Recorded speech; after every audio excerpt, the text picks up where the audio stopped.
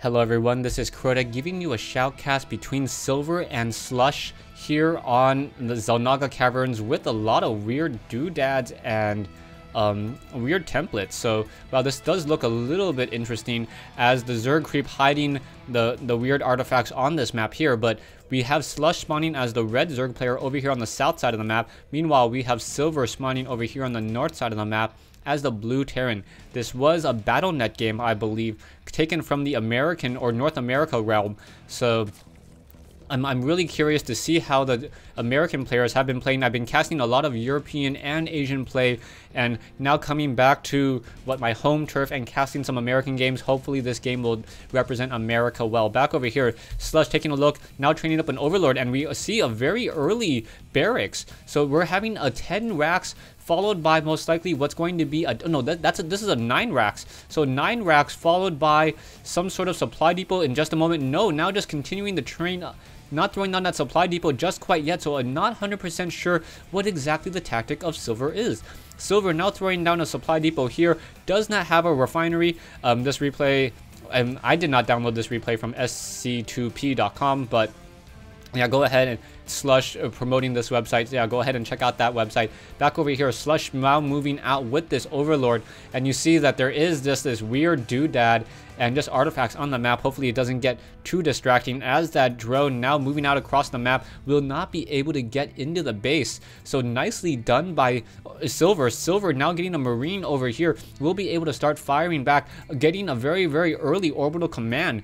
So I guess the whole entire tactic was that Silver wanted to get that earlier orbital command, and that's what's going to keep him up in the economic game. You can see a difference, 14 harvesters versus 11, but now with this mule in play, it will even it out a little bit further. However, Slush is already mining off of 3 gas. So Slush opened up with an extractor before a spawning pool, should be able to get up to about 100 gas just as this spawning pool completes. Over here, we now see an Overlord. That Marine should just be able to sit right here, and a second Marine now going to be able to activate the Xel'Naga Watchtower. So what happens normally is one Marine activates the Xel'Naga Watchtower to gain sight. A second Marine is there to start shooting as well, and now those 2 Marines will be able to take down this early Overlord coming in from Slush. Slush now will be hurting for quite some time as that Overlord now back over here needs to reactivate that Xel'Naga Watchtower to gain sight. Overlord now trying to suicide its way off to the north to perhaps to get some sight information, but down it's going to go down to 16 hit points, and there it is. Back over here, we already see some double bunkers now being thrown in. So drones now trying to deal damage towards over here. Zerglings coming back, and is this SCV going to be able to repair it in time? And yeah, and now starting to repair. There are no Marines are coming over, but that will not be able to finish that just in time, as these Zerglings now may be able to catch some of these Marines as they transition back home. So now this very, very early aggression tactic not going to be enough. However, Silver or Slush is now seen at 23/26, being forced to train an additional Overlord. However, an SCV now joining in on this fight. Marines trying to fight back, trying to use this cliff to their advantage, and now able to finish off the rest of those units. So 400 resources lost for Silver compared to Slush's 250.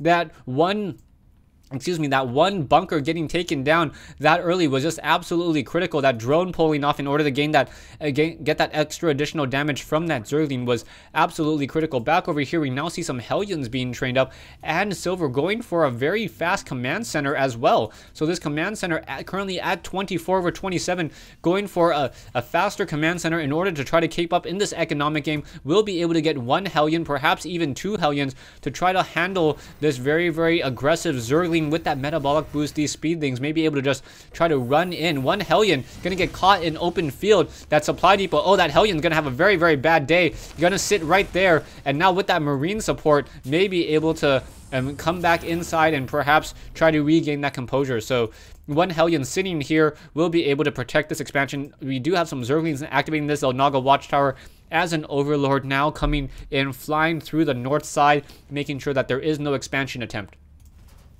However, the command center now nearing completion. We do see the factory, and now we also see Vikings being trained. So now transitioning into Vikings. Vikings will start Overlord hunting in just a moment, as we may start to see more and more SCVs being trained as well. Currently, Silver is behind in the harvester count, 19 to 23, opting to upgrade to an orbital command first.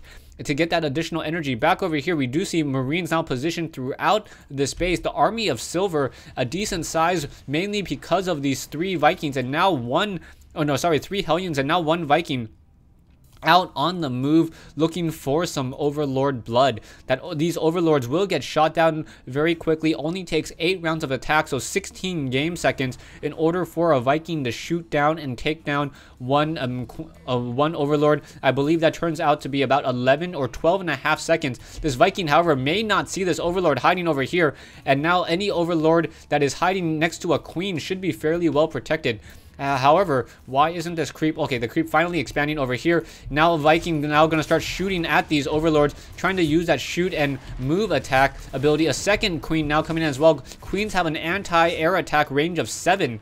So those needle vines or those needle spines able to deal significant amount of damage. Sorry, acid spines able to deal a significant amount of damage.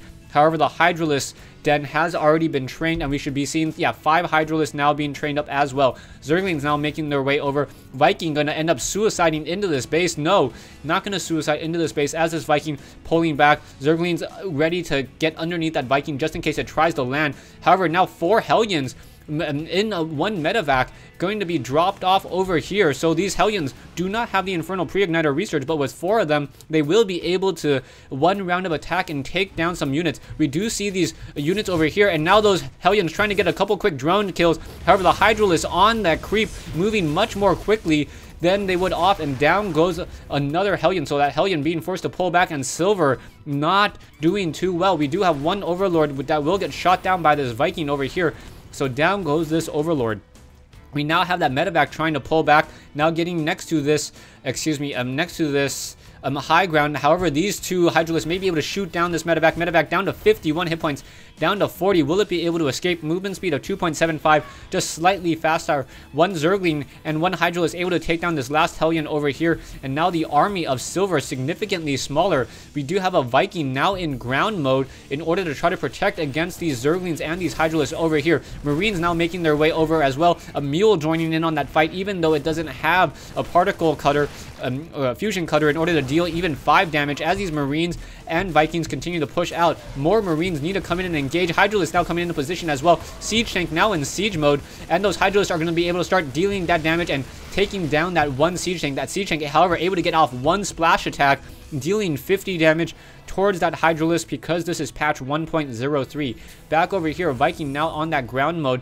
Hellion now making its way out, perhaps to try to deal some damage towards this this expansion over here. Now fighting against the Zergling. Zergling able to get off a couple quick hits, and down goes, or Hellion now down to 50 hit points, so taking a significant amount of damage before finishing off that 1 Zergling. And now that Hellion deciding to pull back once again, does not want to engage against any of these Hydralisks. And now Slush taking up an expansion on this high ground over here at the 9 o'clock position. We do see an SCV now training, repairing some of these. Also a Raven in the air. That Raven, I do not see Seeker missiles being researched, so maybe they're just to stop any burrow action, and to get a point defense drone, a PDD, in order to intercept the needle spines of those Hydralisks. However, the Raven with those needle spine, the Raven with that point defense drone versus Hydralisk. Hydralisks have a very, very fast attack speed at 0.83. So that 0.83 attack speed is it 0.83 or 0.86? That's actually a 3. So yeah, 0.83 actually fires a little bit faster than a Marine. So that Marine, it does fire faster than the Marine when it's not in stim mode. Back over here, hatchery nearing completion at 75, 3/4 of the way done. As these Roaches now joining in on this army. Roaches with that additional +1 armor, able to take a lot of a beating from these Marines. We now see Silver maybe trying to throw down an expansion. No, not throwing an expansion as he moves out with these Marines. We do see the combat shield and the level 1 weapons upgrade. 4 Marines now being trained as another command center being built over here. Now moving out, we do see a couple of drones, and those drones are being caught in transition, quickly revealing that there is an expansion over here on the top left. That's going to be a very, very bad sign. However, Infestors now trying to come in and then getting off a nice fungal growth. All of these Marines and the Silver's army just going to get torn apart by the acid saliva and all of these needle spines. One thing to remember is that the Roach's acid saliva is not intercepted by a point defense drone. So that's why that siege tank was taken down so quickly. Infestors quickly getting a decent amount of infestors in order to push back. Some of those infestors were taken down, but one infestor enough, and now we see some drones being transferred over here. Roaches standing close by, and now Hydralisk over here. Army of Slush sitting at 1675 versus 954 silver, up to 1100. Production-wise, we do see a neural parasite now being researched just in case silver goes for any sort of Thor play. Silver now training off of 2 racks, each with a reactor. That combat shield should be completed. Now, just getting completed, now getting that concussive shell research as well. One command center in the air, not quite sure why it's not on the ground to upgrade to an orbital command as these Marines now moving out. We do see some spine crawlers now in position to act as a protection, and now in comes that medevac. The medevac may try to do a drop, but that's going to be a very, very bad sign as these spine crawlers are going to be completed. And now dropping into the backside of that base, Marines now going to make their way. Marines are going to be able to simply deny this expansion. However, Roaches now coming in, and Roaches coming in and simply taking down so many of those units, and a fungal growth and a medevac with 4 Marines shot out of the sky. And Silver going ha. Infestor play just so powerful, being able to stop any units from being retreating, forcing their movement speed down to 0. We do have an upgrade to a planetary fortress, which was the reason why Silver did not upgrade it to an orbital command earlier. Now, as with the planetary fortress, you do get an additional 2 armor compared to a command center or an orbital command. And you can increase that even further if you have an engineering bay. The engineering bay with that extra durable armor gets an additional 2 armor, so then that command center can have essentially 5 armor, reducing the amount of damage to from an unupgraded Zergling essentially to less than 1, I believe. I'm not exactly sure how attacks work in StarCraft 2 when armor equals damage. Back over here, we have one infestor hanging around by the Xel'Naga watchtower, does not know that there is that expansion already in position, and now now a sensor tower being brought into play. So Silver, being the proper Terran player, slowly going to start expanding into his opponent's location here. The main mineral patches have started to be mined out, down to 7 mineral patches here, as now the Roaches have cleared out this over here. There is a decent amount of infestors, but I'm kind of surprised that we don't have Burrow being researched. Burrow would be absolutely critical as well in order to hide some of those infestors. Infestors are a very, very expensive unit, and or a very, very gas intensive unit, and you kind of want to protect them, kind of as important as Ghost with cloaking. Over here, Roaches and Hydralisk now continuing to be masked up, as we see Slush at a 3675 versus a 3350. Planetary Fortress continuing to train up more and more SCVs, as now these siege tanks and medevacs in the air are going to just move out very slowly. Stay tuned for part 2 of this replay between Silver and Slush here in the Xel'Naga Caverns.